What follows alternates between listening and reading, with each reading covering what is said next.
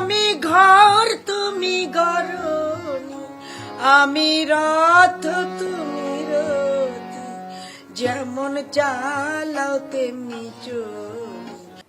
আমি তো কেন এমন হলাম, কেন বা আমার এমনই হলো।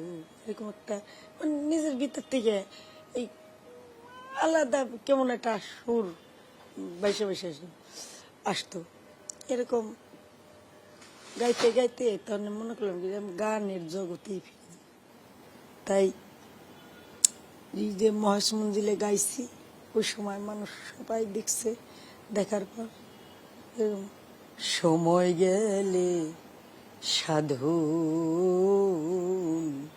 হবে না। পপুলারলি নন আজ লাইলি খালা, সবাই তাকে লাইলি খালা বলে ডাকে।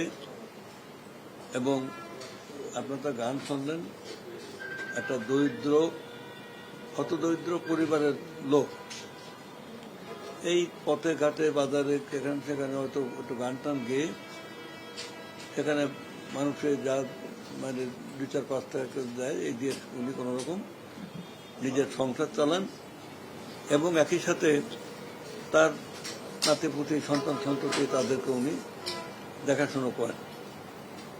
কিন্তু অসাধারণ তার প্রতিভা, তার যে কণ্ঠ শুনলাম এবং বিনা বাদ্যযন্ত্রে হঠাৎ করে তিনি যে গান করলেন, এটা একটা অসাধারণ একটা আধ্যাত্মিক গান। আপনার খেয়াল করেন, লোকসঙ্গীতের শিল্পী উনি। এবং শিল্পী মানে এমনি এই মাটির থেকে উঠে আসা, কোনো পরিচর্যা ছাড়া, হ্যাঁ, এই মাটির থেকে জন্ম, মাটির থেকে উঠে আসা, এই প্রকৃতির মাঝে তিনি নিজের প্রতিভা গুণে তিনি এই সমস্ত গানটা গিয়ে মানে বিখ্যাত। পৃথিবীর বড় বড় বিখ্যাত প্রতিভা এভাবেই মানে সৃষ্টি হয়েছে। লালন ফকির বলেন বা শাহ আব্দুল করিম বলেন, বিজয় সরকার বলেন, তারা কিন্তু প্রত্যেকে এমনকি আমাদের কাজী নজরুল ইসলাম, তার যে পরিবেশে উনি গড়ে উঠেছেন। তো এইটা আমরা ফেসবুকে এটা ছড়িয়ে পড়ে এবং কিছু গণমাধ্যমও এটা আসে।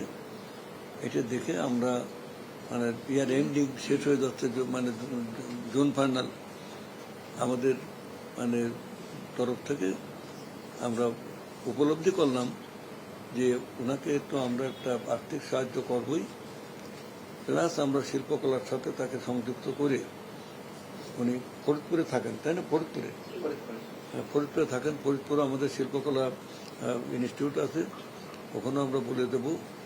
এবং এখানেও আমরা জাতীয় পর্যায়ে ওনাকে মানে যতটা সহযোগিতা করা দরকার ধারাবাহিকভাবে এটা আমরা করব।